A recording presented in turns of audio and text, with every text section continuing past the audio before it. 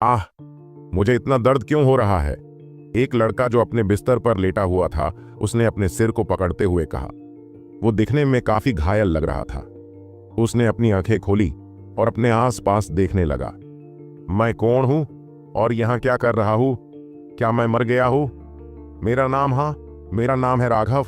मैं वो योद्धा हूं जो अकेला ही पूरे राज्य को जीत ले, जिससे सब डरते हैं। मैं हूं वैद्यराज राघव। तभी राघव के सिर का दर्द और भी बढ़ गया और उसके दिमाग में एक और यादों का भंवर उठने लगा। ये यादें उसके इस शरीर की थी। नहीं, शायद मैं वो हूं जिसको हर कोई डरता धमकाता रहता है, जिसका हर कोई फायदा उठता है। एक कमजोर लड़का जो कल्टीवेशन भी नहीं कर सकता।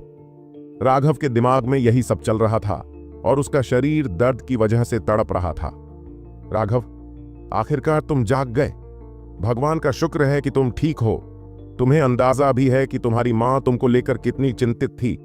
अगर तुमको अपनी ताकत सबको दिखनी ही थी तो उनको किसी और तरीके से दिखते, पर उनके साथ लड़ाई करने की क्या जरूरत थी? राघव को एक चिंता भरी और कोमल सी आवाज सुनाई दी। राघव ने उस आवाज की ओर देखा। उसकी धुंधली दृष्टि धीरे धीरे साफ होने लगी और एक महिला का चेहरा उसे दिखाई देने लगा।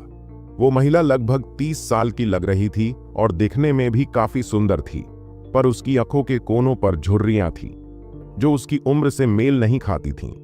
वो औरत प्यार से राघव को देख रही थी। उसकी आंखों में आंसू थे। ये देखकर राघव के दिल में एक अजीब सी गर्मी का एहसास हुआ। राघव, तुमने तो मुझे डरा ही दिया था। ये बोलते समय उस औरत की आवाज कांपने लगी और उसकी आंखों में आंसू आ गए। क्या आप मेरी मां हैं? राघव ने उस जानी पहचानी सी पर फिर भी अजनबी दिखने वाली महिला की ओर देखा और सवाल भरे लहजे में कहा, राघव, क्या तुम मुझे पहचान नहीं पा रहे हो? मैं ही तुम्हारी मां हूं। महिला का चेहरा अचानक घबराहट से भर गया। उसी समय एक बुजुर्ग व्यक्ति कमरे में आया। उसने राघव की नब्ज जांचते हुए कहा, रोहिणी। राघव के सिर पर जोरदार चोट लगी थी, इसीलिए शायद उसकी याददाश्त चली गई है। हो सकता है कि उसे अपनी याददाश्त वापस पाने में थोड़ा वक्त लगे। अभी मैंने उसे औषधि दी है। औषधियों को अपना असर दिखने में थोड़ा वक्त लगेगा। उसे आराम करने दीजिए। रोहिणी ने चिंता से राघव की ओर देखा, लेकिन बुजुर्ग के साथ बाहर चली गईं। जैसे ही वे कमरे से बाहर चले गए, रोहिणी, ये एक चमत्कार है कि यंग मास्टर जीवित लौट आए हैं। उनके दिमाग पर ज्यादा जोर मत डालिए, बुजुर्ग ने शांत स्वर में कहा। क्या वैद्यराज का मतलब है कि मेरा बेटा अब? रोहिणी ने कांपते हुए सवाल किया। बुजुर्ग ने गहरी सांस ली और कहा, यंग मास्टर के दिमाग पर गहरी चोट आई है। उनका फिर से होश में आना भी एक बड़ी बात है, क्योंकि यह और भी बुरा हो सकता था। याददाश्त जाना कोई बड़ी बात नहीं है। राघव को उनकी बातें सुनाई दे रही थी, लेकिन उसकी मां के रोने की हल्की आवाज उसके कानों में गूंज रही थी। वो छत की ओर देख रहा था। उसे अपने पूरे शरीर में दर्द महसूस हो रहा था, खास करके सिर के पीछे वाले हिस्से में जहां चोट लगी थी। वहां उसे इतना दर्द हो रहा था कि वो सहना असहनीय हो गया था। आखिर हुआ क्या था? अगर मैं राघव हूं तो फिर रोहिणी मेरी सगी मां हुई। फिर भी ये सब कुछ इतना अजनबी क्यों लग रहा है? उसके दिमाग में कई उलझी हुई यादें थीं। मुझे याद है कि मैं एक शक्तिशाली और घमंडी व्यक्ति था, लेकिन साथ ही मुझे याद है कि मैं एक कमजोर और सताया जाने वाला इंसान भी था। वैद्यराज राघव या फिर निकम्मा राघव? असली मैं कौन हूं? क्या मैं वैद्यराज का पुनर्जन्म हूं या फिर मेरी आत्मा वैद्यराज की यादों के साथ जुड़ी हुई है? राघव का दिमाग कई सवालों से भरा हुआ था। जो भी हो, इससे कोई फर्क नहीं पड़ता। चाहे मैं वैद्यराज राघव हूं या पहले वाला लाचार राघव, अभी इसका कोई मतलब नहीं है। सबसे महत्वपूर्ण बात यह है कि मैं जिंदा हूं। मेरे पास दो अलग अलग यादें हैं जो आपस में मिल गई हैं। अब मैं इस पागलपन को कैसे सुलझाऊं? सबसे पहले मुझे अपने शरीर को ठीक करना होगा। उसने अपने वैद्यराज की यादों का इस्तेमाल करते हुए उसने अपने शरीर की जांच की और पाया कि उसकी 3 पसलियां टूटी हुई थीं।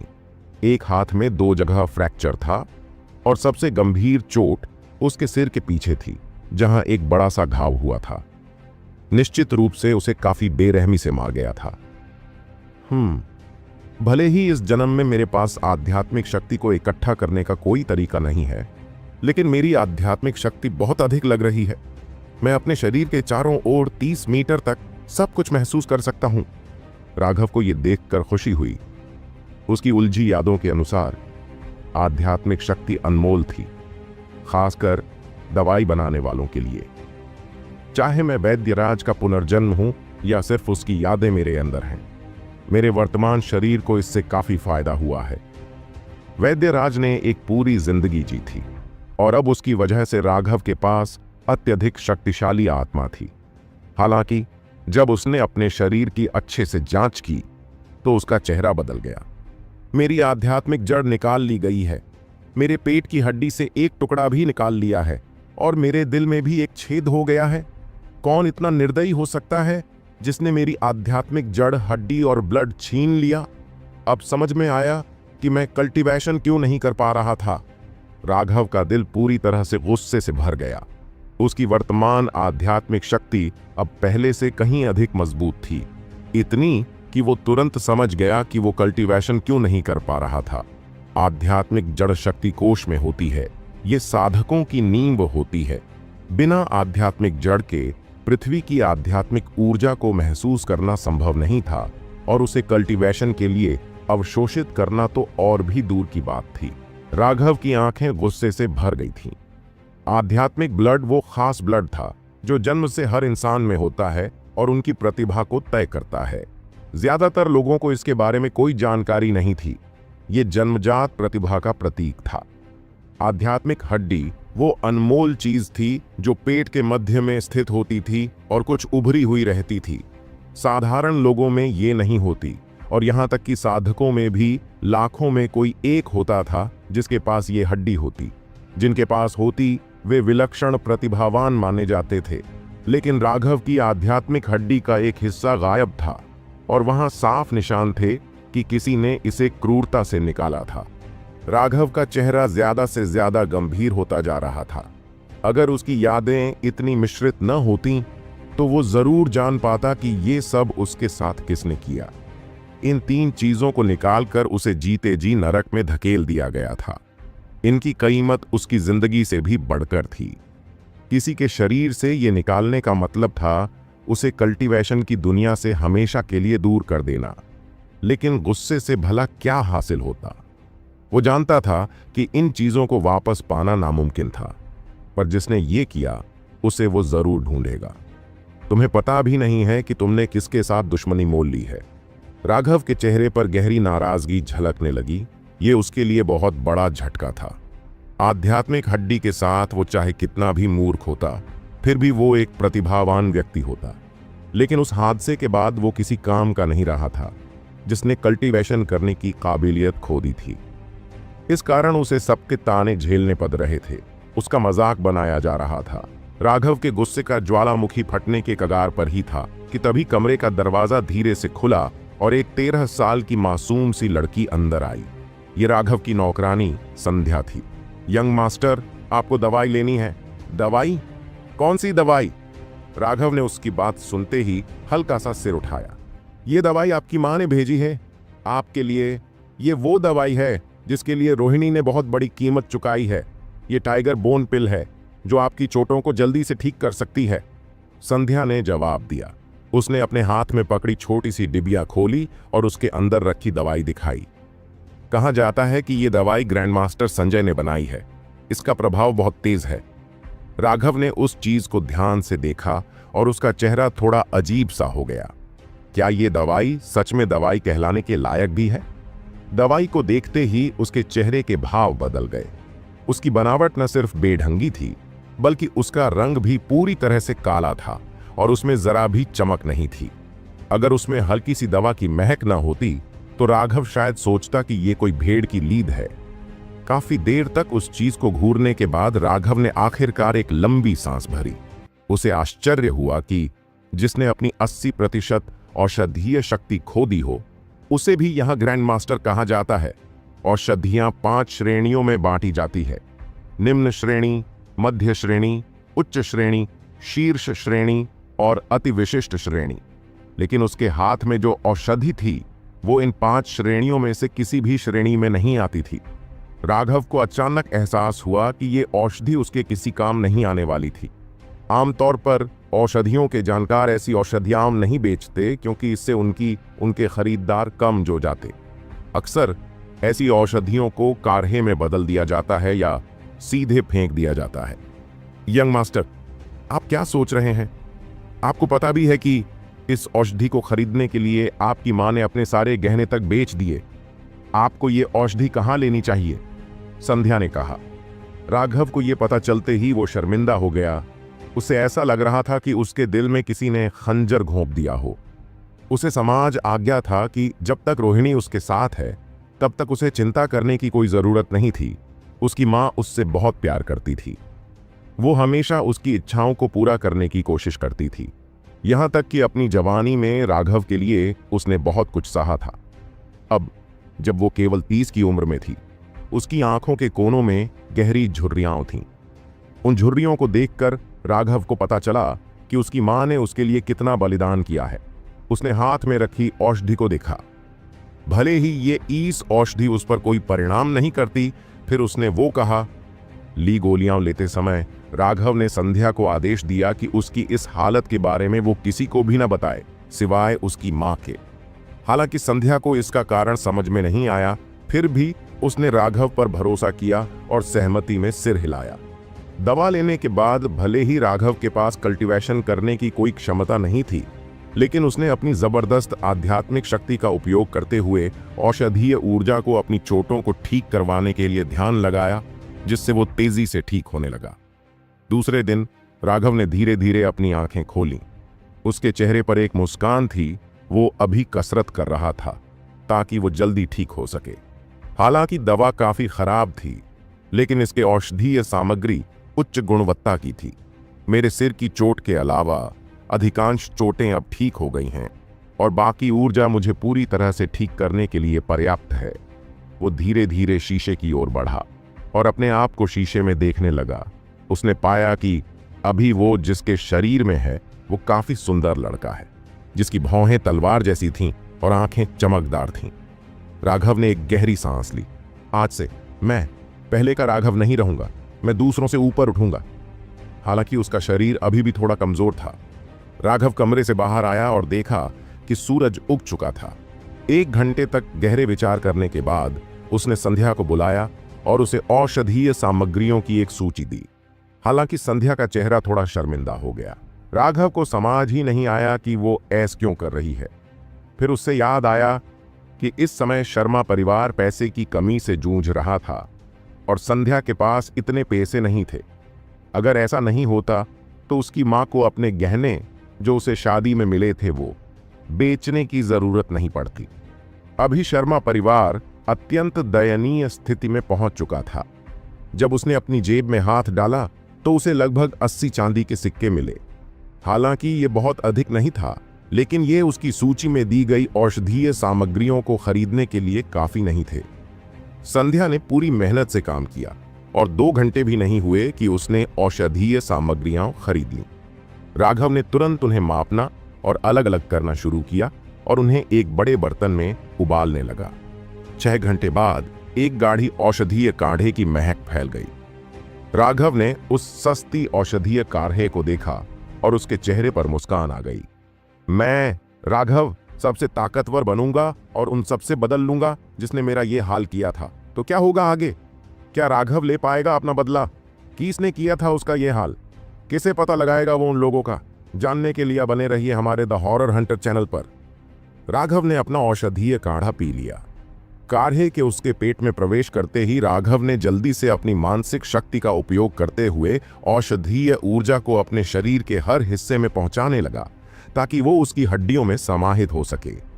सामान्य मार्शल योद्धा औषधीय ऊर्जा को अपने शक्ति कोश में समाहित कर लेता है ताकि वो धीरे धीरे पूरे शरीर में फैले, लेकिन राघव के पास कोई आत्मा मूल स्पिरिट रूट नहीं था, इसलिए उसका शक्तिकोश पूरी तरह से खाली था और ऊर्जा को इकट्ठा करने में असमर्थ था।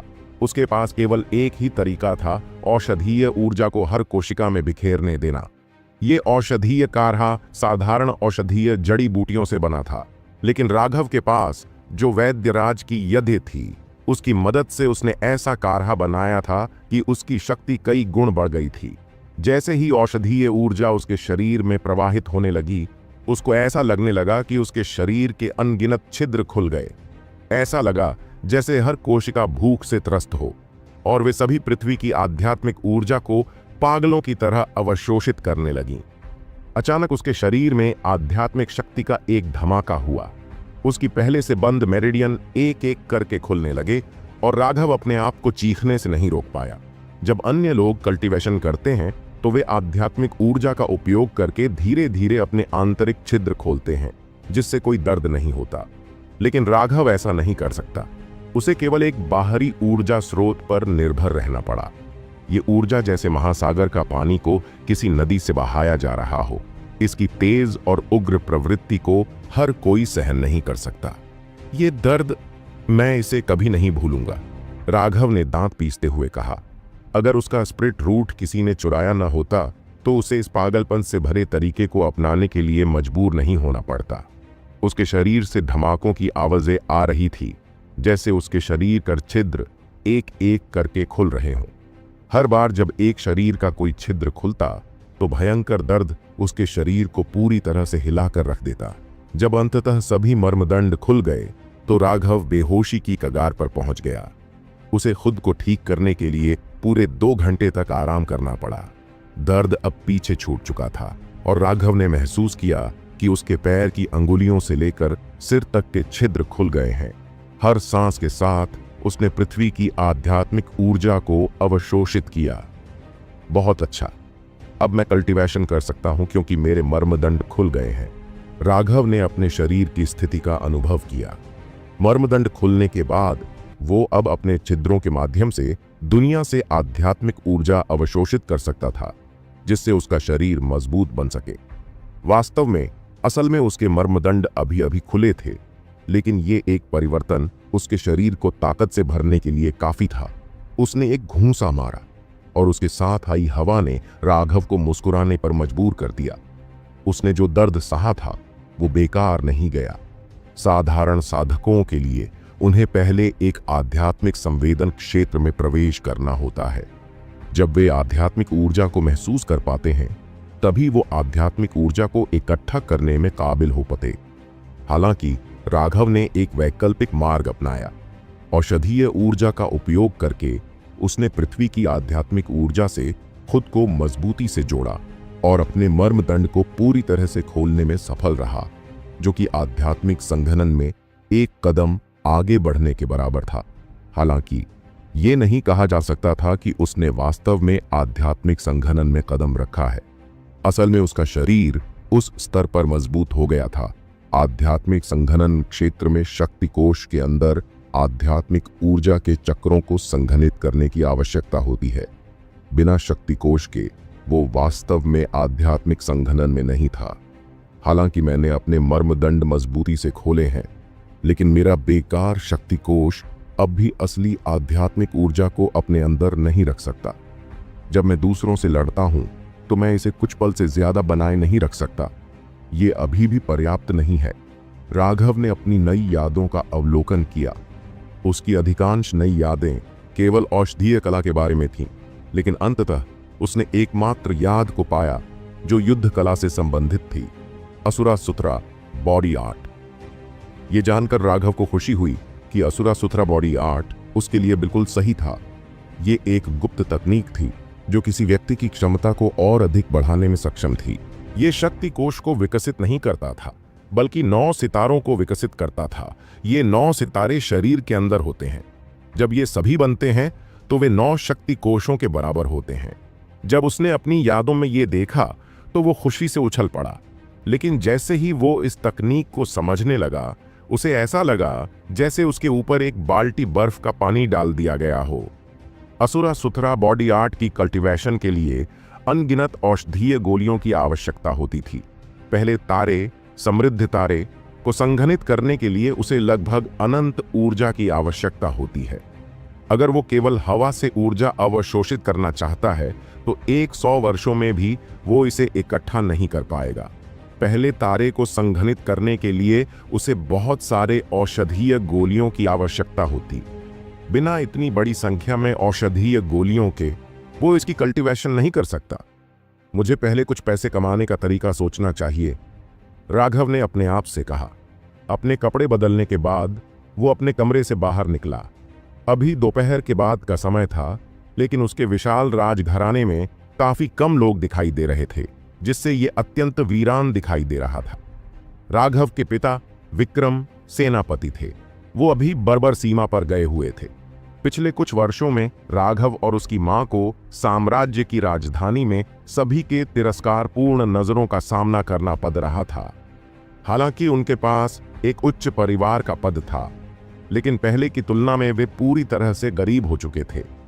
उनके पूरे राजमहल में केवल 10 या उससे कम नौकरानियां थीं जो पार्ट टाइम काम करती थीं, क्योंकि वे अधिक लोगों को काम पर रखने में असमर्थ थे।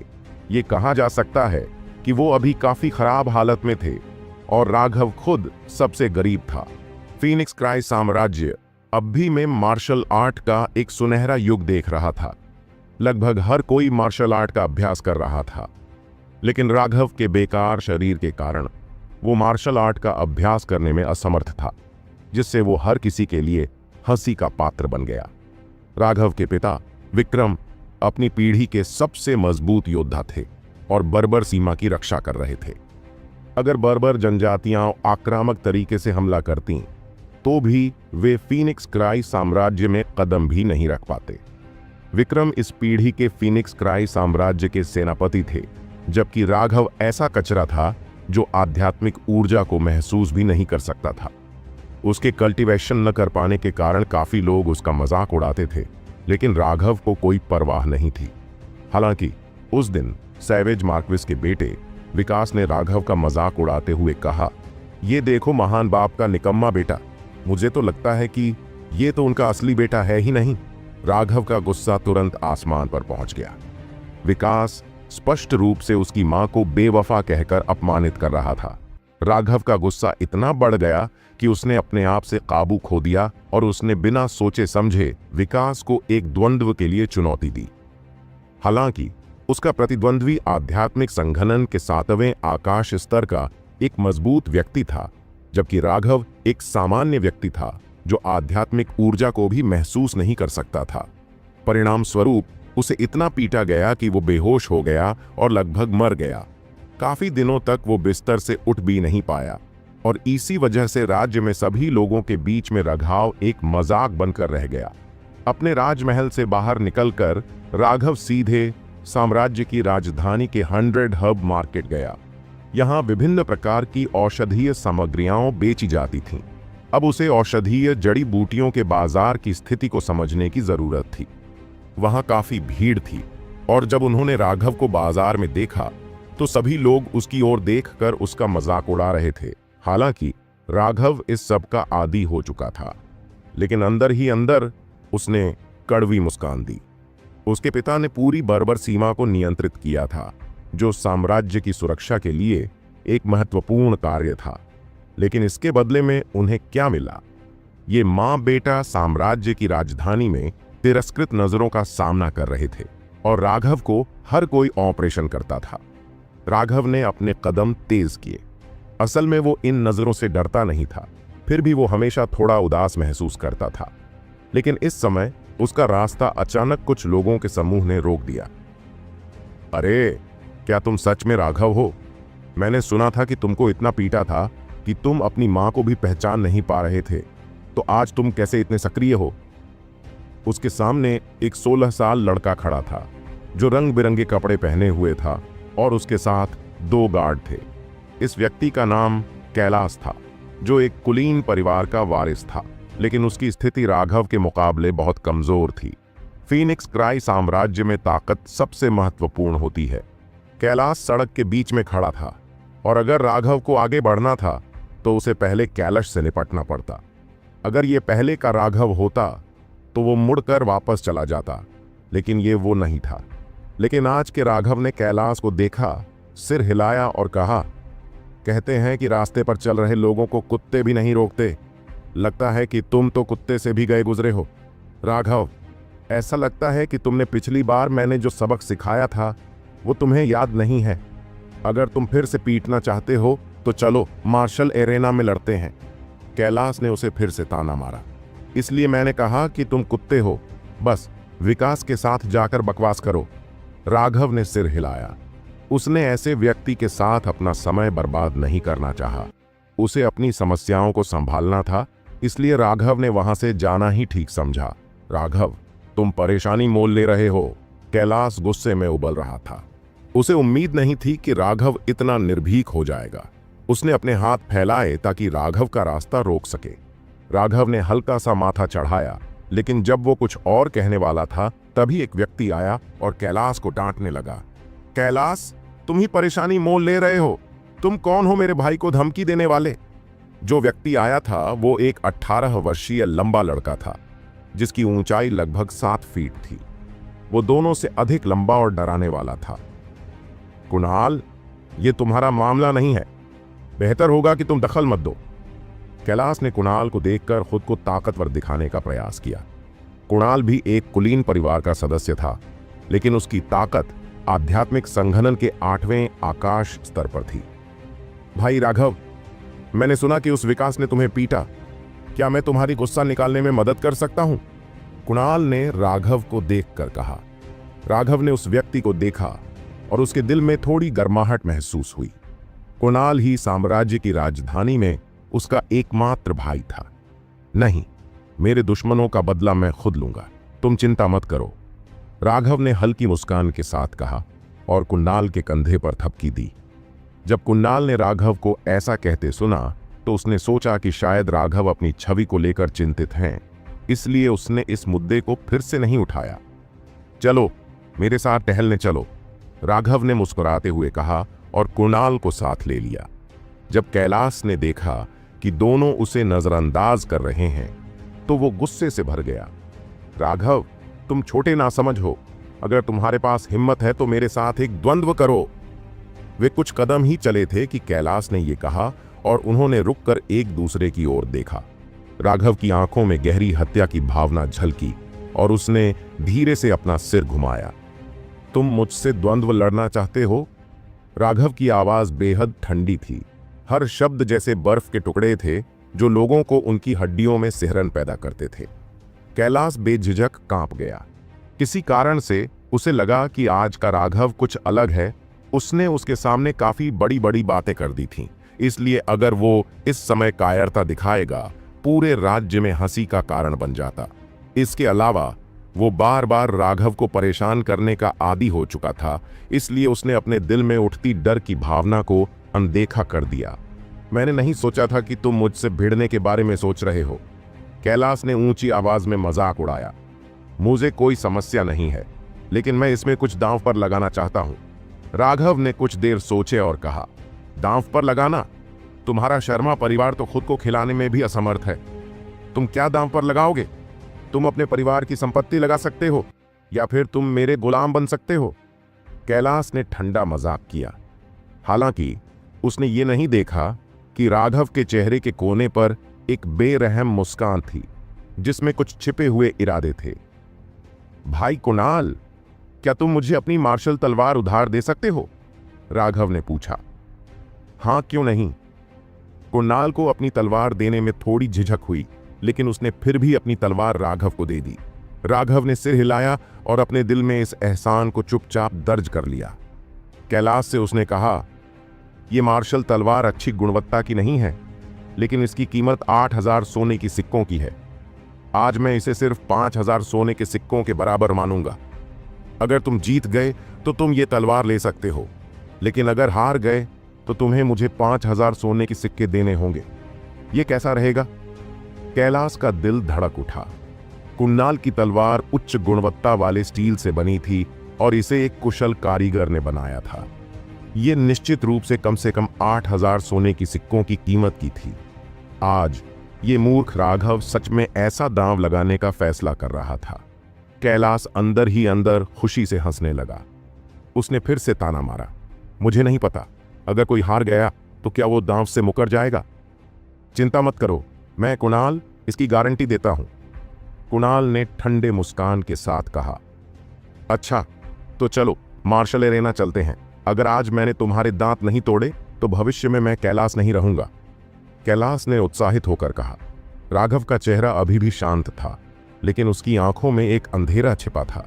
कैलाश तो विकास का एक कुत्ता था, इसलिए राघव ने कभी उसे गंभीरता से नहीं लिया, लेकिन आजकल वे हमेशा उसके खिलाफ साजिशें कर रहे थे। आखिरकार किस तरह की छिपी हुई साजिश थी? हालांकि चाहे जो भी साजिश हो, एक दिन सच सामने आ ही जाएगा। राघव साम्राज्य की राजधानी के बाहर मार्शल एरेना की ओर बढ़ा। फीनिक्स क्राय साम्राज्य में युद्ध कला की परंपरा बेहद लोकप्रिय थी और इसकी वजह से कभी कभार विवादों का होना लाजिमी था। इसी के चलते राजधानी के बाहर एक जीवन मृत्यु का मंच तैयार किया गया था, जहां लोग अपने निजी झगड़े सुलझा सकते थे। एक बार जब दोनों पक्ष आपसी सहमति से युद्ध अनुबंध पर दस्तखत कर लेते, तो फिर चाहे कोई किसी को मार भी डाले, राजधानी की ओर से उसे कोई सजा नहीं मिलती। अक्सर यह जगह लोगों से भरी रहती थी और आज भी यही नजारा था। कुछ मुकाबले खत्म हो चुके थे। जब दो युवक मंच पर आए तो भीड़ में हलचल मच गई। क्या वो राघव है? वो यहाँ क्यों आया? हाँ, कल ही तो वो मरते मरते बचा था। अब यहाँ आना तो अजीब लग रहा है। शायद वो अब और जीना नहीं चाहता। वो चाहता है कि कोई उसे यहीं खत्म कर दे। राघव के पिता विक्रम, जिन्हें सेनापति कहा जाता था, इस पीढ़ी के प्रमुख सेनापति थे, लेकिन ये उपाधि उन्हें उन गरीब लोगों ने दी थी जो युद्ध और संघर्षों से जूझ रहे थे। राजधानी में जहां अमीर लोग चैन की जिंदगी जी रहे थे, विक्रम को, जो एक साधारण परिवार में जन्मे थे, अपने बराबर का नहीं समझा जाता था। इसलिए राजधानी के लोग राघव का खास सम्मान नहीं करते थे। राघव, तुम निकम्मे हो, यहां क्यों लौटे हो? तुम्हारी लड़ाई देखने में किसी को दिलचस्पी नहीं है। भाग जाओ यहां से। हाँ, अगर मरना है तो कहीं और जाओ, यहां हमारी बर्बादी मत करो। कुछ ही पलों में सैकड़ों लोगों की भीड़ ने ऊंची आवाज में राघव को गालियां देनी शुरू कर दी। किसी ने भी अपनी नफरत छुपाने की कोशिश नहीं की, लेकिन भीड़ के कोने में दो नकाबपोश युवतियां उसे गौर से देख रही थीं। बहन, ये वही है जो तुम्हारा मंगेतर है? ये तो बेहद साधारण लग रहा है, इसके अंदर ताकत का कोई एहसास भी नहीं हो रहा। पहली युवती ने निराश होकर कहा, अगर पिताजी इतने स्वार्थी ना होते तो मेरा विवाह तब तय न होता जब मैं पैदा भी नहीं हुई थी। ये वाकई झुंझलाहट भरा है। दूसरी युवती ने ठंडे लहजे में जवाब दिया। मंच पर राघव ने उन युवतियों की ओर ध्यान नहीं दिया जो उसे देख रही थीं, और भीड़ की गालियों पर भी कोई प्रतिक्रिया नहीं दी। उसकी निगाहें सिर्फ कैलाश पर जमी रहीं। कैलाश ने भीड़ की प्रतिक्रिया की ओर इशारा करते हुए कहा, देखा, तुम एक निकम्मे हो जिसे कोई पसंद नहीं करता। अगर तुम्हारे पास जरा भी अक्ल होती तो अब तक खुद ही सिर पटक कर मर जाते। राघव ने बिना कोई प्रतिक्रिया दिए उससे बस शांत निगाहों से देखा। घंटी की आवाज पूरे वातावरण में गूंज उठी। यह संकेत था कि अब द्वंद्व शुरू होने वाला है। जैसे ही घंटी बजी, जीवन और मृत्यु के बीच की पतली रेखा और भी धुंधली हो गई। भीड़, जो पहले से ही शोर कर रही थी, एकदम शांत हो गई। आखिरकार यह मौत और जिंदगी की लड़ाई थी। किसी को नहीं पता था किस पल किसी की जान जा सकती थी। बहन, तुम्हारा मंगेतर कुछ कमजोर सा दिख रहा है और उसका प्रतिद्वंद्वी तो तीसरी स्वर्ग अवस्था में है। क्या तुम्हें कोई चिंता नहीं हो रही? पहली युवती ने चिंतित होकर पूछा। मुझे चिंता करने की जरूरत नहीं है, उसका मरना मुझे कोई फर्क नहीं पड़ता। दूसरी युवती ने ठंडे स्वर में जवाब दिया। हालांकि उसने ऐसा कहा, उसने एक अजीब और पुरानी रेशमी वस्तु निकाल ली थी। हाँ, मत कहो कि तुम्हें कोई फर्क नहीं पड़ता। देखो, तुमने तो अपना मार्शल हथियार भी निकाल लिया। लगता है कहीं ना कहीं तुम्हें उसकी थोड़ी चिंता तो है, और वैसे भी भले ही उसकी ताकत कम हो, वो बुरा तो नहीं दिखता। अगर तुम उसे नहीं चाहती तो मुझे दे दो, पहली युवती ने मजाक किया। किसी को यूं ही नहीं दिया जा सकता। अगर तुम्हें इतना ही पसंद है तो मुझे छोड़कर चली जाओ, फिर तुम्हें जो करना है कर लेना, दूसरी युवती ने चिढ़कर कहा। हाँ। मार्शल मंच पर राघव शुरुआत से ही शांत खड़ा था। वह कल के क्रोधित राघव से बिल्कुल अलग दिख रहा था। राघव, क्या तुम मौत के करीब पहुंचकर अचानक शांत हो गए हो? चिंता मत करो, मैं तुम्हें आज नहीं मारूंगा, कैलाश ने घमंड भरे स्वर में कहा। तुम बहुत बातें करते हो, जल्दी आओ, मेरे पास और भी काम है, राघव ने कुछ चिढ़े हुए अंदाज में जवाब दिया। अब भीड़ बिल्कुल शांत हो गई थी और राघव की बातें सबके कानों में गूंज रही थीं। कुछ ही पलों में लोग उसे ताने मारने लगे। कैलाश, किस बात का इंतजार कर रहे हो? जल्दी आओ और इस लड़के का काम तमाम करो। ये हमें सच में शर्मिंदा कर रहा है। कई लोग कैलाश को पहचान चुके थे और उसे उकसाने लगे। कैलाश के चेहरे पर एक ठंडी मुस्कान आ गई और उसने अब कोई झिझक नहीं दिखाई। तीसरी, स्वर्ग अवस्था की पूरी शक्ति उसके शरीर में प्रकट हो गई। उसने अपने पैरों पर दबाव डाला और तेजी से राघव की ओर झपट्टा मारकर अपना घूंसा चलाया। जब कैलाश ने हमला शुरू किया तो नीचे खड़ी भीड़ ने जयकारे लगाने लगे। वर्तमान कैलाश बहुत आकर्षक लग रहा था। वाह, ये तो विंड जेड ट्री फिस्ट है। कुछ ने उसकी चाल पहचान ली और खुश होकर चिल्लाए, लेकिन दूर खड़ी युवतियों के चेहरे पर तिरस्कार और उपहास था। राघव ने भी इस मूर्खतापूर्ण चाल का मजाक उड़ाया। क्या इतनी गलतियां करते हुए कोई दुश्मनों का सामना कर सकता है? कैलाश की मुट्ठी तेजी से राघव के चेहरे की ओर बढ़ी, लेकिन राघव ने 1 इंच भी नहीं हिला। हाँ, इसे तो चकमा भी नहीं देना आता, नीचे से कुछ लोग व्यंग्यात्मक लहजे में बोले। लेकिन जब ये उपहास उड़ा रहे थे, कैलाश की मुट्ठी 1 इंच की दूरी पर रुक गई। भीड़ एकदम चुप हो गई। उन्होंने देखा कि राघव ने अचानक कैलाश के पैरों के बीच जोरदार लात मारी थी। कैलाश का चेहरा अब बैंगन जैसा हो गया था। राघव की लात ने उसे जोरदार दर्द दिया, जिससे वो हिल नहीं पाया। हालांकि वो दर्द से हिल नहीं सका, लेकिन राघव ने उसे पकड़ लिया और उसके बाल खींचते हुए उसे अपने घुटने से मारा। राघव ने अपने कार्यों को ताजगी से किया और थोड़ी ही देर में उसकी तेज और मस्त गति ने सबको चौंका दिया। कैलाश के शरीर से हड्डियां टूटने की आवाज आ रही थी। उसकी नाक धंस गई थी। उसका चेहरा खून से लथपथ था और वो बेहोश हो गया। भीड़ में पूरी तरह से सन्नाटा छा गया था। किसी को उम्मीद नहीं थी कि एक मामूली लड़का जो कल्टीवेशन भी नहीं कर सकता था, वो कैलाश को हरा देगा। यह जीत उन सबके लिए एक जोर का झटका था जो राघव का मजाक उड़ा रहे थे। दूर खड़ी युवतियां भी इस नज़ारे से हैरान थीं। उनके लिए कैलाश कोई बड़ा नाम नहीं था, मगर यह बात अजीब थी कि राघव ने बिना किसी आध्यात्मिक शक्ति का उपयोग किए उसे मात दे दी थी। राघव जीत गया। मार्शल अखाड़े के एक बुजुर्ग की गंभीर आवाज गूंजी। राघव के पेट में गहरा उबाल उठ रहा था, लेकिन उसने अपने भीतर के गुस्से को काबू में करने की कोशिश की। यह हत्या का समय नहीं था। इतने लंबे समय से सहन किए गए अपमान ने अब उसे कगार पर पहुंचा दिया था, लेकिन दुनिया की नजर में उसकी हरकतें महज कमजोरी का प्रदर्शन लग रही थीं।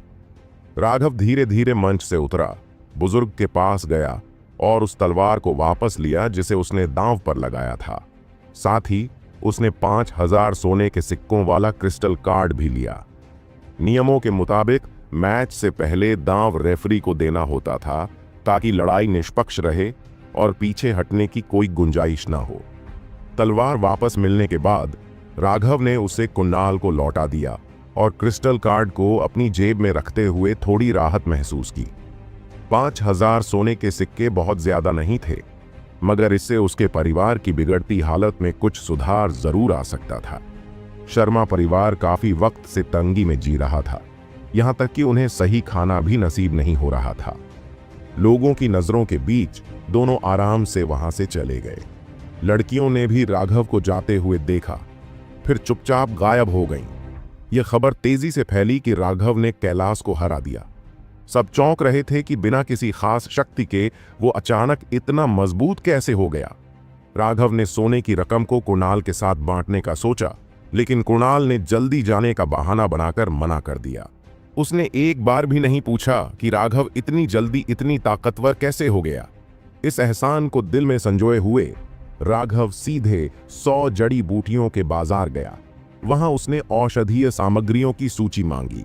उसने देखा कि समृद्ध औषधि बनाने के लिए बहुत खास चीजें नहीं चाहिए थीं, मगर जब उसने कीमत सुनी तो उसका दिल बैठ गया। उसके पास जो कुछ पैसे थे वे केवल 3 भागों की दवा खरीदने के लिए ही काफी थे, लेकिन उसे औषधीय भट्टी भी खरीदनी थी। आखिरकार उसने 1200 सोने के सिक्के खर्च कर सबसे घटिया गुणवत्ता वाली कांसे की भट्टी खरीदी और समृद्धि औषधि और ऊर्जा पुनर्प्राप्ति पाउडर के लिए आवश्यक सामग्रियां भी लीं। बाजार से लौटते समय उसके पास सिर्फ 500 सोने के सिक्के बचे थे। घर पहुंचकर राघव ने अपने कमरे में जाकर दरवाजा बंद कर लिया और संध्या को निर्देश दिया कि किसी को भी अंदर न आने दे। उसे अंदेशा था कि उसकी मां को जल्द ही पता चल जाएगा कि वो फिर से मार्शल आर्ट में शामिल हो रहा है और इससे उसकी चिंता बढ़ सकती थी। अब उसके पास वक्त बहुत कम था और उसे अपनी ताकत बढ़ाने के लिए हर पल का इस्तेमाल करना था। राघव समझ चुका था कि शर्मा परिवार की स्थिति जितनी सरल दिखती है, असल में उससे कहीं ज्यादा कठिन है और जल्द ही एक बड़ा संकट आने वाला था। जैसे ही उसने आध्यात्मिक ऊर्जा का प्रवाह किया, उसके हाथ में एक कमजोर सी ज्वाला प्रकट हुई। यह एक साधक की ज्वाला थी, लेकिन इसकी ताकत बेहद कमजोर थी। वह इसे ज्यादा से ज्यादा 15 मिनट तक ही कायम रख सकता था, जो औषधियों के शोधन के लिए पर्याप्त नहीं था। राघव ने निराश होते हुए हल्की सी मुस्कान दी, लेकिन उसके पास एक दूसरा तरीका था। उसने सबसे पहले ऊर्जा पुनर्प्राप्ति पाउडर को शुद्ध करने का फैसला किया। औषधीय सामग्री को भट्टी में डालकर उसने लकड़ी की आग का इस्तेमाल किया। सभी सामग्री को शुद्ध करने के बाद उसने उन्हें पानी में मिलाकर ऊर्जा पुनर्प्राप्ति तरल तैयार किया। थोड़ी देर आराम करने के बाद राघव ने गहरी सांस ली और समृद्धि औषधि के शोधन के लिए तैयार हो गया।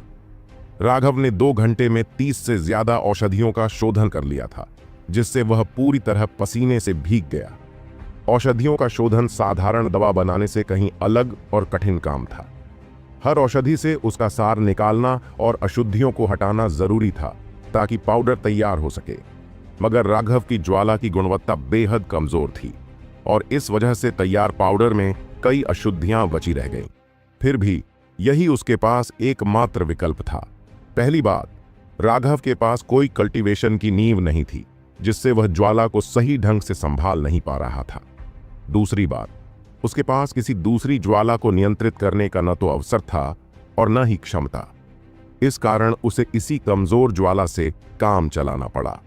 अल्केमी की प्रक्रिया के लिए सिर्फ मजबूत ज्वाला ही नहीं, बल्कि प्रचंड आध्यात्मिक ऊर्जा और सबसे महत्वपूर्ण जबरदस्त आध्यात्मिक बल की जरूरत होती है।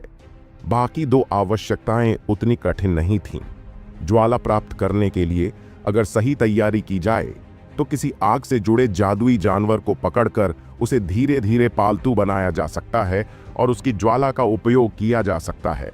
99% अल्केमिस्ट ऐसे ही जादुई जानवरों की ज्वाला का उपयोग करते हैं।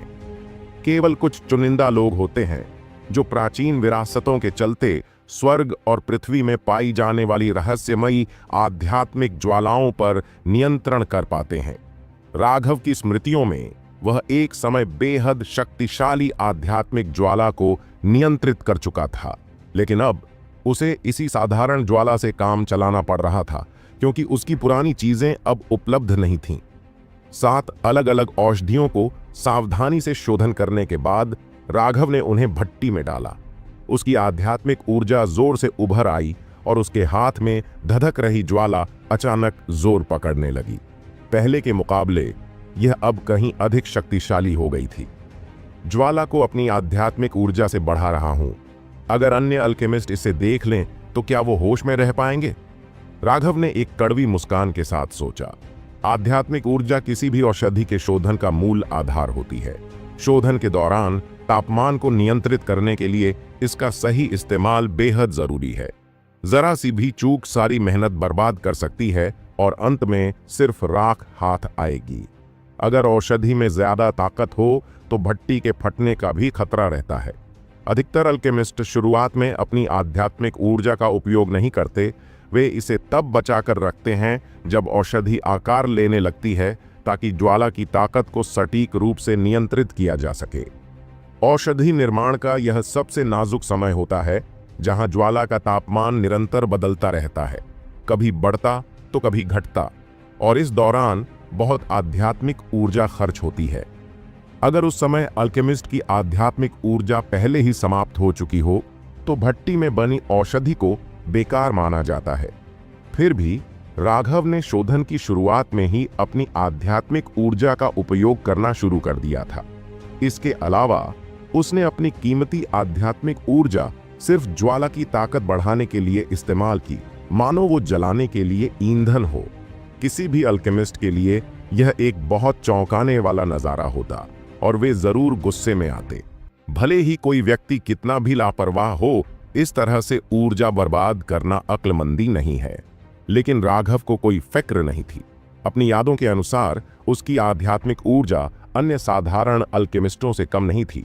औषधि बनाने में विभिन्न रैंक होते हैं: औषधि प्रशिक्षु, औषधि विशेषज्ञ, औषधि मास्टर, औषधि राजा, औषधि सम्राट, औषधि पूर्वज, औषधि श्रद्धेय, औषधि संत और औषधि देवता। समृद्धि औषधि एक पहले स्तर की औषधि थी जिसे आमतौर पर औषधि प्रशिक्षु शोधन कर सकते हैं। राघव की यादों में तो औषधि देवता तक की जानकारी थी, इसलिए उसे अपनी क्षमताओं पर पूरा विश्वास था। जब राघव जागा, उसकी आध्यात्मिक ऊर्जा पहले से कहीं ज्यादा मजबूत हो चुकी थी, इसलिए वो इस तरह अपनी आध्यात्मिक ऊर्जा का इस्तेमाल करने में पूरी तरह सक्षम था। राघव की भट्टी हल्के हल्के कांपने लगी और एक हल्की सी आवाज आई, हाँ, ज्वाला की ताकत बढ़ाने से शोधन की गति तेज हो गई है। उसने जल्दी से 3 और औषधियां भट्टी में डाल दी, लेकिन इस बार उसके माथे पर पसीना छलक आया। जल्दी में उसने एक स्ट्रॉ निकाली और उसका एक सिरा ऊर्जा पुनर्प्राप्ति तरल से भरे जार में डालकर गहरी सांस के साथ एक बड़ा घूंट भर लिया। जब ऊर्जा पुनर्प्राप्ति तरल उसके शरीर में पहुंचा तो उसके सारे पोर्स खुल गए और उसने आसपास की आध्यात्मिक ऊर्जा को तेजी से अवशोषित करना शुरू कर दिया। वह लगभग समाप्त हो चुकी आध्यात्मिक ऊर्जा अब तेजी से वापस भरने लगी थी। यह सब राघव की पहले से की गई तैयारी का हिस्सा था। इसके बिना वह समृद्धि औषधि का शोधन करना असंभव मानता। उसकी वर्तमान स्थिति ऐसी थी कि बिना किसी बाहरी सहायता के औषधि का शोधन करना महज एक मजाक होता। स्ट्रॉ को मुंह में रखते हुए वह बीच बीच में ऊर्जा पुनर्प्राप्ति तरल का एक और घूंट लेता, ताकि उसकी आध्यात्मिक ऊर्जा लगातार बनी रहे। जैसे जैसे उसकी ऊर्जा फिर से भरने लगी, राघव की आध्यात्मिक शक्ति अपनी पूरी क्षमता पर आ गई। 2 दिन बाद हल्की थकान उसे महसूस हुई, जो यह बताने के लिए काफी था कि उसकी अधिकांश आध्यात्मिक ऊर्जा खर्च हो चुकी थी। हालांकि इस समय तक औषधीय सामग्री भट्टी में समाहित हो चुकी थी और अब सिर्फ अंतिम चरण बचा था। औषधीय सुगंध भी हवा में तैरने लगी। राघव को भले ही विश्वास था कि पहली स्तर की औषधि को शोधन करना उसके लिए अब आसान था, लेकिन वह औषधि देवता नहीं था जो कभी हुआ करता था। उसकी किस्मत पूरी तरह बदल चुकी थी और यह कहना कि वह बिल्कुल भी नर्वस नहीं था गलत होता। अचानक औषधि भट्टी के अंदर कंपन शुरू हो गया और साथ में कई आवाजें भी आने लगीं। भट्टी के अंदर की ऊर्जा बेचैन होने लगी। राघव बिल्कुल भी घबराया नहीं, इसके विपरीत वह हल्के से मुस्कुराया। यह औषधि के बनने का संकेत था और शोधन का सबसे महत्वपूर्ण क्षण आ चुका था। अब उसकी आध्यात्मिक ऊर्जा पूरी तरह सक्रिय हो गई। उसने एक भी अंश बचाए बिना उसे भट्टी पर केंद्रित कर दिया।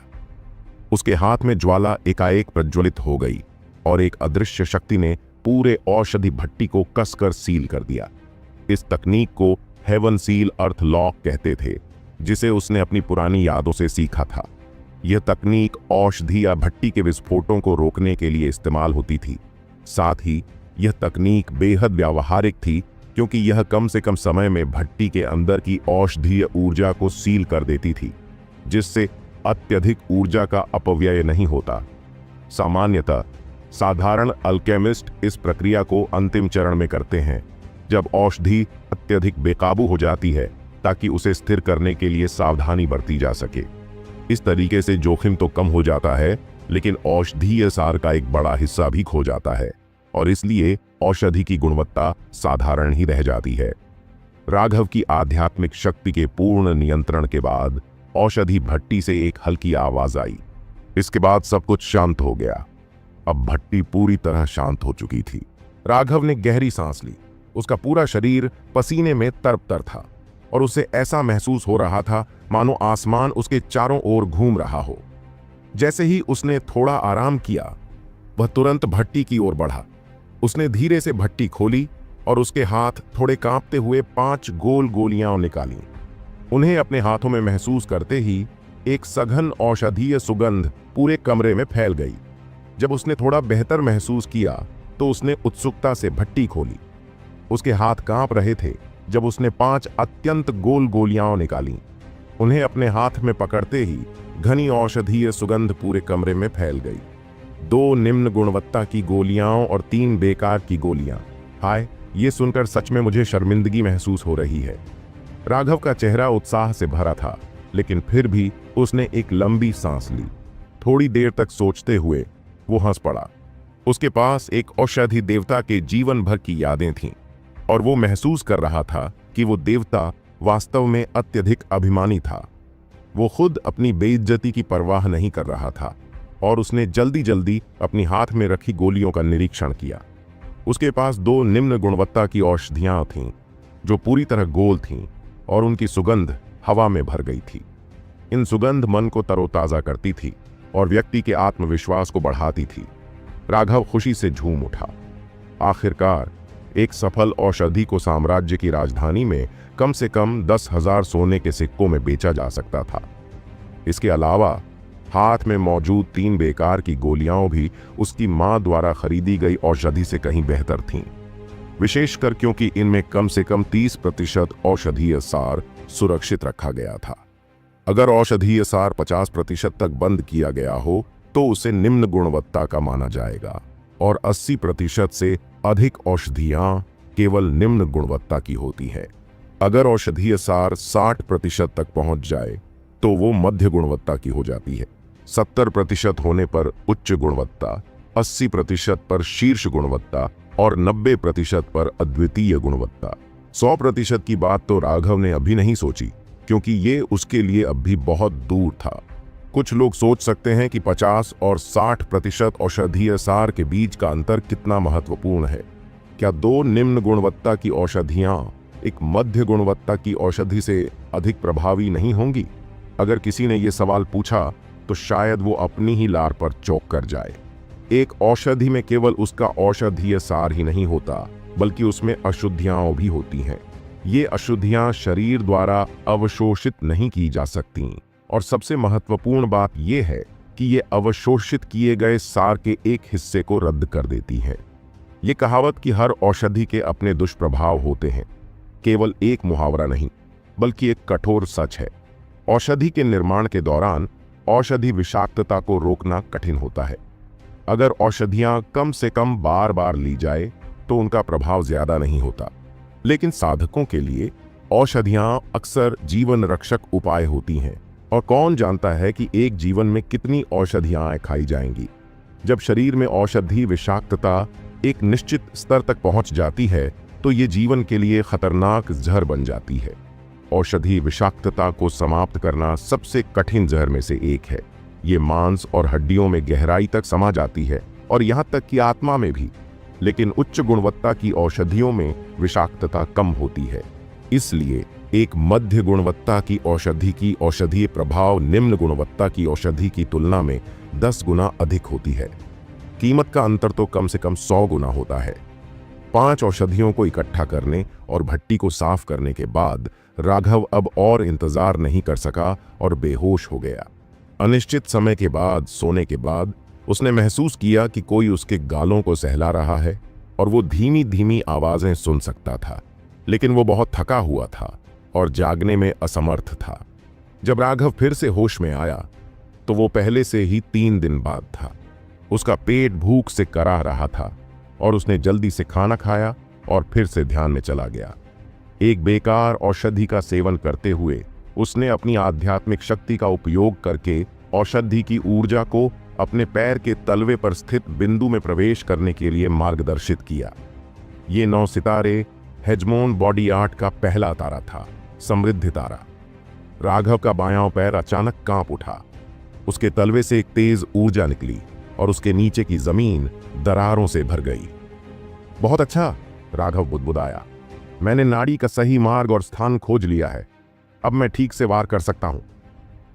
हल्की मुस्कान के साथ उसने एक निम्न श्रेणी की समृद्धि औषधि निकाली और निगल ली। शुद्ध ऊर्जा ने तुरंत उसके तलवे के बिंदु की ओर बहना शुरू किया। वो बिंदु अचानक से हिलने लगा, जैसे सूखी नदी में पानी का जोरदार प्रवाह हो रहा हो। एक गूंजदार धमाके के साथ भयावह ऊर्जा राघव के पूरे शरीर में फैल गई। कमरे में मलबा और धुआं फैलने लगा और हवा में ऊर्जा की लहरें दौड़ गईं। जैसे जैसे धुआं छंटा, वहां राघव शांत खड़ा था। उसकी आंखों में चमक थी। उसने अपने तलवे पर एक मटर के दाने जितना छोटा लेकिन शक्तिशाली केंद्र महसूस किया, जहां से अनंत ऊर्जा उसके शरीर में बह रही थी। उसे लगा जैसे वह आसमान की ओर मुंह करके गरज उठेगा।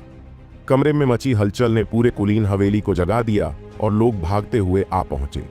जैसे ही उसकी मां आई, राघव ने जल्दी से कहा, मां, आज ही वो दिन है जब कुलीन उत्तराधिकारी इंपीरियल महाविद्यालय में दाखिला ले सकते हैं। मुझे जल्दी निकलना होगा। बिना समय गंवाए उसने जल्दबाजी में साफ कपड़े पहने और स्तब्ध खड़े लोगों और बिखरे मलबे को पीछे छोड़ते हुए इंपीरियल महाविद्यालय की ओर निकल पड़ा। तो क्या होगा, आगे जानने के लिए सुनते रहिए। ये कहानी सिर्फ द हॉरर हंटर चैनल पर। इंपीरियल महाविद्यालय हर महीने एक दिन के लिए राजधानी के चुनिंदा कुलीन उत्तराधिकारियों के लिए खोला जाता था। सुबह के समय वे शिष्टाचार और कविता में निपुणता हासिल करने की कोशिश करते, जबकि दोपहर को महल के युद्ध कला भंडार में उन्हें निःशुल्क प्रवेश मिलता था। पिछले महाविद्यालय के कार्यक्रमों का राघव के लिए कोई खास मतलब नहीं था। हर बार जब वह वहां जाता, मजाक का पात्र बन जाता। लेकिन अब सब कुछ बदल चुका था। समृद्धि औषधि का सेवन करने के बाद राघव ने समृद्धि तारे का एक भ्रूण रूप हासिल कर लिया था। हालांकि यह केवल एक प्रारंभिक रूप था, फिर भी इसमें इतनी शक्ति थी कि उसकी नाड़ियों से कहीं अधिक ऊर्जा संग्रहित कर सके। नाड़ियां तो बस नदियों की तरह थीं, जिनकी क्षमता सीमित थी, लेकिन शक्ति कोश को महासागर की तरह समझा जाता था, जो इन नदियों को ऊर्जा से भर देता था। इस वजह से इसे ऊर्जा सागर भी कहा जाता था। भले ही नदी बड़ी लगे, उसकी ताकत जल्दी ही समाप्त हो जाती है। लेकिन समृद्धि तारे के संकुचन के साथ यह समस्या खत्म हो गई थी। सबसे खास बात यह थी कि जब यह भ्रूण रूप पूरी तरह से विकसित हो जाएगा, तब राघव का अपना एक शक्ति कोश होगा जो उसे अद्वितीय बनाएगा। यह 9 स्टार हिगेमोन बॉडी आर्ट का सबसे अनोखा पहलू था। जब सभी 9 तारे संकुचित होंगे तो यह 9 डांटियनों के बराबर हो जाएगा, और हर कोई समझ सकता है कि इतनी विशाल आध्यात्मिक ऊर्जा का स्रोत कितना ताकतवर होगा। राघव के पास इस पूरी कला का ज्ञान था, लेकिन अफसोस कि यह कल्टीवेशन तकनीक इतनी अद्भुत थी कि उसकी समझ अब भी अधूरी थी। इसे पूरा करने के लिए उसे गहन साधना की जरूरत थी। एक बार जब वह समृद्धि तारे को पूरी तरह से संकुचित कर लेगा, तब वह अपने ब्लड संकुचन स्तर में प्रवेश कर पाएगा, जो उसे एक असली युद्ध कलाकार बनाएगा। ब्लड संकुचन स्तर किसी भी मार्शल आर्टिस्ट की यात्रा का पहला बड़ा कदम होता था। जब कोई इस स्तर में पहुंचता तो उसका रक्त और ची का प्रवाह तेज हो जाता और उसकी शक्ति में तेजी से बढ़ोतरी होती। राघव को यह नहीं पता था कि वह किस स्तर तक जाएगा, लेकिन भ्रूण रूप तैयार होने के बाद उसकी शारीरिक ताकत में उल्लेखनीय बढ़ोतरी हो चुकी थी। अब वह साधारण मुक्का मारते ही हवा में एक धमाकेदार आवाज पैदा कर सकता था, जो 2 मीटर दूर रखे बर्तन को तोड़ने की शक्ति रखता था। उसके पूरे शरीर में नई ऊर्जा का संचार हो रहा था। इस बार इंपीरियल महाविद्यालय जाने का उसका उद्देश्य युद्ध कला भंडार में प्रवेश करना था। अपने समृद्धि तारे के भ्रूण रूप के साथ उसकी आध्यात्मिक ऊर्जा में जबरदस्त इजाफा हुआ था, और अब वह युद्ध कौशल का अभ्यास शुरू कर सकता था। महल के शक्तिशाली सीनियर्स ने इन युद्ध कौशलों को तैयार किया था। ये तकनीकें किसी भी युद्ध कलाकार की आध्यात्मिक ऊर्जा, ची और नाड़ियों को अनगिनत गुणा बढ़ा सकती थीं। ऐसे कौशल बेहद खतरनाक होते थे, क्योंकि वे साधारण मानव की ताकत से कहीं अधिक शक्ति प्रदान करते थे। इसलिए हर युद्ध कलाकार के लिए एक युद्ध कौशल हासिल करना बहुत अहम होता था। अब जब राघव युद्ध कौशल के अभ्यास के लिए तैयार था, वह इसे सीखने के लिए उत्सुक था। इंपीरियल महाविद्यालय इंपीरियल राजधानी के उत्तर में स्थित था। यह एक विशाल संरचना थी और इंपीरियल महल के अलावा पूरे क्षेत्र में सबसे भव्य इमारत थी। राघव ने अपने पहचान पत्र दिखाया और अंदर दाखिल होते ही सीधा साहित्यिक हॉल की ओर बढ़ा, जहां सुबह की कक्षाएं होती थीं। कुलीन उत्तराधिकारी यहाँ शिष्टाचार से लेकर कविता और प्राचीन साहित्य के सिद्धांतों का अध्ययन करते थे। साहित्यिक हॉल में पहुंचते ही राघव ने देखा कि वह जल्दी आ गया था। विशाल हॉल में केवल कुछ दर्जन लोग ही मौजूद थे। हाँ राघव, तुम आ ही गए। जैसे ही राघव अंदर आया, कुछ युवक उसकी ओर बढ़े और उसे बड़े जोश से नमस्कार किया। ये सब उसके जैसे ही थे, कल्टीवेशन करने में असमर्थ, और भले ही उनमें गहरी दोस्ती नहीं थी, पर उन्होंने एक दूसरे की तकलीफें समझ ली थीं। फीनिक्स क्राई साम्राज्य के युद्ध कला के सुनहरे युग में शायद इन युवकों को राघव की तरह इतनी जिल्लत न झेलनी पड़ती, लेकिन वे भी अक्सर मजाक और ठंडे बर्ताव का शिकार होते थे। यही साझा तकलीफें उन्हें राघव के करीब ले आई थीं। आज इतने समय बाद जब मिले तो सभी बेहद खुश नजर आ रहे थे। हाँ, तुम लोग तो काफी जल्दी आ गए, राघव ने हंसते हुए कहा। समृद्धि तारे के संकुचन में सफलता के बाद उसका आत्मविश्वास बहुत बढ़ गया था। सुना है भाई राघव ने हाल ही में अपनी ताकत दिखाते हुए कैलाश को हराया। तुम तो अब हमें वाकई हैरान कर रहे हो। क्या अब भाई राघव सच में कल्टीवेशन कर सकते हैं? एक दुबला युवक जलन से पूछ बैठा। सभी कभी राघव के बराबर हुआ करते थे। जब सुना कि राघव ने तीसरे स्तर वाले कैलाश को हरा दिया तो हर कोई दंग रह गया और थोड़ी ईर्ष्या भी हुई। हे, ये तो बस किस्मत का खेल था। लेकिन हाँ, मैंने हाल ही में एक नई दिव्य तकनीक सीखी है, राघव ने विषय बदलने के इरादे से कहा। दिव्य तकनीक? वो क्या है? सबकी रुचि तुरंत इस पर टिक गई। हे, मैंने हाल ही में एक दुर्लभ भविष्यवाणी की किताब पाई और उसे ध्यान से पढ़कर कई नई बातें सीखीं, राघव ने संतोष से कहा। भविष्यवाणी की तकनीक? ये वही तो नहीं जो ज्यादातर लोग सड़क पर धोखाधड़ी के लिए इस्तेमाल करते हैं? किसी ने तुरंत सवाल उठाया। नहीं, मैंने उसी से जाना कि कैलाश के चेहरे पर कुछ अशुभ संकेत थे, तभी मैंने उससे लड़ने का फैसला किया और परिणाम तो देख ही लिया, राघव हंसी रोकते हुए बोला। कुछ पल के लिए सबको शक हुआ, लेकिन फिर अचानक एक ने समझते हुए कहा, यह तो सच लगता है। मैंने सुना है कि उस दिन कैलाश किसी जादू में फंसा हुआ लग रहा था और जब भाई राघव ने उसे हराया तब उसकी सारी ऊर्जा खत्म हो चुकी थी। राघव और कैलाश की लड़ाई के बारे में सभी जानते थे, लेकिन कई लोगों के लिए कैलाश की हार अब भी एक रहस्य बनी हुई थी। राघव की चर्चा हर तरफ हो रही थी। हे भाई राघव, चूंकि तुम चेहरे पढ़ने में माहिर हो, क्या तुम मुझे बता सकते हो कि मेरी मंगेतर मुझसे क्यों बचती है? वो मुझसे मिलने को क्यों तैयार नहीं होती? एक युवक ने निराशा भरे स्वर में पूछा। कोई दिक्कत नहीं, पहले चलो बैठने के लिए एक जगह ढूंढते हैं, यहां खड़े रहना थोड़ा अजीब लग रहा है, राघव ने कहा। फिर वे सभी कोने में एक मेज की तरफ बढ़े जहां कुछ नाश्ता रखा था। राघव ने मिठाइयों की ओर इशारा करते हुए कहा, चलो पहले कुछ खा लेते हैं। बिल्कुल, बाकी सबने बिना औपचारिकता किए मिठाई उठा ली। राघव को लेकर सब थोड़े हैरान से दिख रहे थे। स्वाद कैसा है? बहुत अच्छा। क्या एक और टुकड़ा खाएं? ठीक है।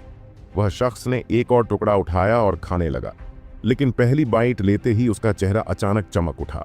उसने राघव की तरफ आदर भरी नजरों से देखा और कहा, भाई राघव की सलाह के लिए शुक्रिया। अब समझ आया, मैं लालची हो रहा था और भाई राघव ये याद दिला रहे थे कि इंसान को अपनी हैसियत से संतुष्ट रहना चाहिए, है ना?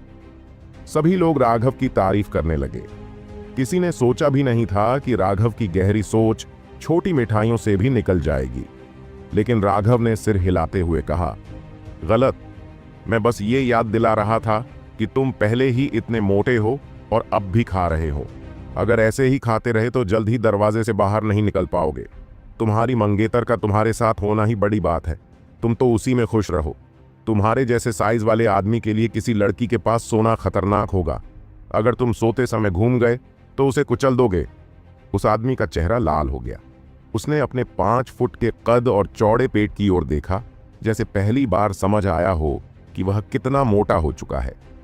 रघु, भाई राघव का समय बर्बाद मत करो, जल्दी जाओ और वजन घटाओ। बड़े भाई राघव, हे, क्या आप मेरा चेहरा पढ़ सकते हैं? एक दुबला युवक आदर से मुस्कुराते हुए बोला। ओह, तुम? राघव ने उसे गंभीरता से देखते हुए कहा, तुम्हारा चेहरा बता रहा है कि 30 साल की उम्र से पहले ही तुम गरीब और निराश हो जाओगे। लेकिन अच्छी बात यह है कि 30 के बाद उस आदमी का चेहरा खिल उठा। क्या 30 के बाद मेरी तरक्की हो जाएगी? नहीं, 30 के बाद तुम अपनी हालत से संतुष्ट हो जाओगे और फिर निराश नहीं रहोगे, राघव ने कहा। सभी हंस पड़े, मगर तभी उन्होंने देखा कि एक जोड़ी कठोर आंखें उन्हें घूर रही थीं और सबकी हंसी थम गई। राघव पहले ही देख चुका था। उसने पलट कर देखा तो सबने देखा कि कैलाश उन्हें घूर रहा था। सीनियर कैलाश, क्या तुम्हारे जख्म ठीक हो गए हैं? बधाई, बाहर के जख्म तो सही हो गए, पर अंदर का क्या? राघव ने चिंता भरे स्वर में पूछा। कैलाश का चेहरा सख्त हो गया। उस दिन राघव ने उसका चेहरा बुरी तरह से कुचल दिया था और उसे घर लौटना पड़ा था। मिश्रा परिवार ने तुरंत एक औषधि विशेषज्ञ बुलाया, जिसने भारी खर्चे से उसे ठीक किया। धन का होना सच में अच्छा है। इतनी जल्दी कैलाश फिर से सामान्य दिखने लगा था। लेकिन जैसे ही राघव ने इस बात को छेड़ा, कैलाश की जांघ में दर्द महसूस हुआ, जैसे वो राघव की लात को फिर से याद कर रहा हो। उस लात ने उसे ऐसी हालत में पहुंचा दिया था कि उसे पूरी तरह ठीक होने में वक्त लगा। और सबसे बुरी बात यह थी कि ठीक होने के बाद उसने पाया कि एक अहम चीज की कमी हो गई है। जब उसके परिवार को यह पता चला, वे तुरंत मार्शल एरेना लौटे, मगर तब तक सब कुछ साफ हो चुका था और रिपोर्ट आई कि वो चीज किसी जंगली कुत्ते के हाथ लग गई थी। जब कैलाश को होश आया और उसने ये सुना, वह गुस्से से लगभग मर ही गया। लेकिन अब कुछ नहीं हो सकता था। कोई भी औषधि विशेषज्ञ उसकी खोई हुई चीज वापस नहीं ला सकता था। जो दो थे, अब सिर्फ एक था। परिवार की एक धरोहर खो जाने से चलने में कोई समस्या नहीं थी, पर उस जोड़ी की कमी ने उसे परेशान कर दिया था। और अब जब राघव ने यह बात उठाई तो उसका चेहरा और भी डरावना हो गया। उसने गुस्से में राघव को घूरते हुए कहा, राघव, मैं तुम्हें जीवन और मृत्यु की चुनौती देता हूं, क्या तुम इसे स्वीकार करोगे? राघव का मजाकिया चेहरा तुरंत गंभीर हो गया। इस तरह से पुकारना बेहद अपमानजनक था, खासकर जब इसमें उसकी मां का भी अपमान शामिल था। सच में यह जीवन की कद्र न करने का मामला था। ठीक है, अगर तुम इस संसार की चिंता से मुक्त होना चाहते हो तो मैं तुम्हारी मदद करूंगा। पिछली बार जैसा ही मैं दांव बढ़ाना चाहता हूं। राघव ने कैलाश की ओर देखा। अगर तुम मरना चाहते हो तो मुझे भी कुछ लाभ देना होगा। भले ही वे एक ही साम्राज्य से थे, लेकिन उसे कैलाश की परवाह नहीं थी और उसकी मौत उसके लिए कुछ भी नहीं थी। ठीक है, आप जितना चाहें दांव बढ़ा सकते हैं। मैं, कैलाश, सब कुछ स्वीकार करूंगा। मन में मुस्कुराते हुए उसने सोचा कि चाहे दांव कितना भी बड़ा हो, एक बार राघव मर गया, वो इसका उपयोग नहीं कर पाएगा। कैलाश को यह विश्वास था कि पिछली बार वो सिर्फ लापरवाह था और राघव ने उस मौके का फायदा उठाया। अब वो वही गलती नहीं करेगा, इसलिए ये लड़ाई पिछली बार जैसी नहीं होगी। इसके अलावा ये बार की लड़ाई जीवन और मृत्यु की थी। पिछली बार की लड़ाई में अगर प्रतिद्वंद्वी हार मानता था तो हमला जारी रखना मना था, लेकिन जीवन और मृत्यु की लड़ाई में जब दोनों मंच पर जाते हैं तो ये उनके जीवन का प्रश्न बन जाता है। हार मानने पर भी कोई उपयोग नहीं। विजेता जो चाहे करे और हारने वाले की जान उसके हाथ में होती है। ठीक है, कल दोपहर बाद 3/4 बजे हम जीवन और मृत्यु के मंच पर मिलेंगे, कैलाश ने ठंडे हंसी के साथ कहा। और जब उसने राघव को देखा तो ऐसा लगा जैसे वो एक मृत व्यक्ति को देख रहा हो। राघव के अंदर ठंडी हंसी थी। अब यह समय था मुर्गी को मारकर बंदरों को चेतावनी देने का। कैलाश के जाते ही उसने चालाकी से हंसते हुए कहा, चलते समय संतुलन बनाए रखना, कहीं गिर मत जाना। राघव के शब्द सुनकर कैलाश, जो पहले ही मुड़ चुका था, ठिठक गया और उसका चेहरा विकृत हो गया, क्योंकि उसने राघव के शब्दों के गहरे अर्थ को समझा। एक गहरी सांस लेते हुए उसने जैसे कुछ सुना ही नहीं, धीरे धीरे साहित्य हॉल के एक अन्य भाग में चला गया। लेकिन राघव के शब्द उसके संवेदनशील हिस्सों में चुभते जैसे थे, और हर बार जब वो अपना पैर उठाता तो उसे उस डरावने हमले की याद दिला देता। वो ऐसा दिखाने की कोशिश करता रहा जैसे कुछ नहीं हुआ, लेकिन जितना वो ऐसा करने की कोशिश करता, उसकी चाल उतनी ही अजीब होती गई, जिससे सभी की निगाहें उस पर टिकी रहीं। अंत में कैलाश एक बत्तख की तरह चलकर चला गया। एक व्यक्ति ने राघव की ओर देखा और उसे सावधान किया, राघव, तुमने उसकी चुनौती क्यों स्वीकार की? ये तो जीवन और मृत्यु की लड़ाई है। एक को तो मरना पड़ेगा। कोई बात नहीं। आज मैंने उसके चेहरे को पढ़ा और उसके चारों ओर एक मृत्युदर्शक अंधेरा देखा। उसके चारों ओर घूमते हुए ये एक भूत की तरह है जो उसकी जिंदगी को सील कर रहा है। वो 2 दिन में मरने वाला है। ठीक है, मुझे अब कुछ लोगों की मदद की जरूरत है, राघव ने धीरे से कहा।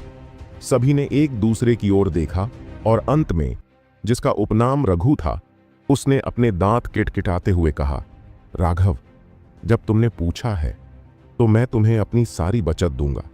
ये कहते हुए उसने राघव को एक क्रिस्टल कार्ड सौंपा।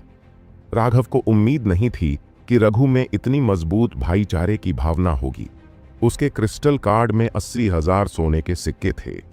हालांकि वे सभी कुलीन उत्तराधिकारी थे, ज्यादातर दूर के शाखाओं में जन्मे थे, इसलिए उन्हें ज्यादा महत्वपूर्ण नहीं माना जाता था। ये सोने के सिक्के रघु के लिए एक बड़ी राशि होनी चाहिए। ठीक है, मेरे पास 7,000 हैं, ले लो। मेरे पास इतना नहीं है, केवल 30,000। राघव, मेरे पास बस इतना ही है। मेरे पास। राघव ने पहले सोचा था कि बस 10,000 सोने के सिक्के उधार लेना बहुत होगा। उसे उम्मीद नहीं थी कि वे सच में अपनी जेबें खाली करने को तैयार होंगे। सभी, अगर मैं मर जाऊं तो तुम्हारा पैसा बस ऐसे ही चला जाएगा। राघव ने अपने हाथ में क्रिस्टल कार्ड की ओर देखते हुए सबको चेतावनी दी। क्या राघव हमें तुच्छ समझते हैं? हम में से कोई भी कल्टीवेशन करने में सक्षम नहीं है और हर दिन हमें दूसरों की यातनाएं सहनी पड़ती हैं। राघव, तुमने जिनसे लड़ने की हिम्मत दिखाई है, वो साहस हमारे पास नहीं है। भले ही हमारे पास तुम्हारा साहस नहीं है, तुम्हारी मदद करना हम सबकी थोड़ी क्षमता है। जब इन लोगों ने देखा कि राघव ने जीवन और मृत्यु की लड़ाई को स्वीकार किया तो वे उत्साहित हो गए, क्योंकि वे एक सामान्य दुश्मन के खिलाफ लड़ रहे थे। राघव की मदद मांगने पर वे और भी गर्मजोशी से सहयोग देने को तैयार हो गए और अंत में उन्हें परिणामों की परवाह नहीं रही। राघव ने सिर हिलाया। उसने अपने दिल में इस भावना को दर्ज किया क्योंकि उसके हाथ में 2 लाख से ज्यादा सोने के सिक्के थे। इस समय लोगों का एक समूह साहित्य हॉल में आया और शुरू में शोरगुल से भरा साहित्य हॉल तुरंत पूरी तरह से शांत हो गया। तो क्या होगा, अब आगे जानने के लिए सुनते रहिए ये कहानी सिर्फ हमारे द हॉरर हंटर चैनल पर।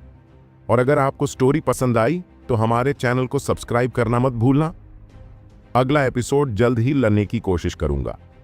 बस बेल आइकॉन ऑल पर कर देना ताकि वीडियो की नोटिफिकेशन मिले आपको सबसे पहले।